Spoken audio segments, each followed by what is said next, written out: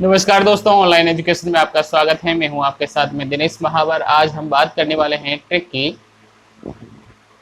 Nobel पुरस्कार प्राप्त भारतीय। नोबेल पुरस्कार किन किन को भारतीयों को प्राप्त हुआ है, उनकी ट्रिक है।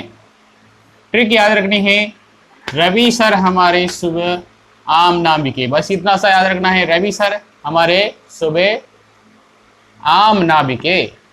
बस याद रखना है, रवि सर हमारे सुबह आम नाबिके। बस याद हो जाएगा आपको।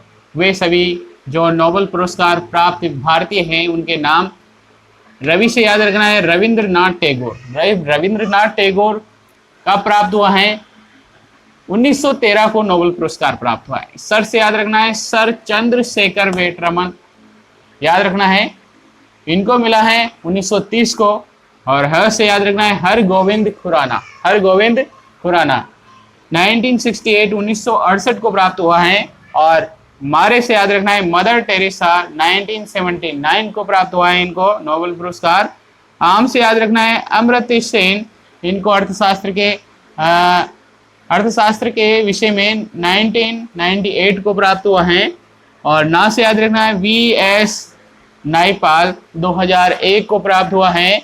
और वी से याद रखना है वेंकटरमन राधाकृष्ण 2009 को प्राप्त हुआ है नोबेल पुरस्कार। और के से याद रखना है कैलाश सत्यार्थी 2014 को प्राप्त हुआ है।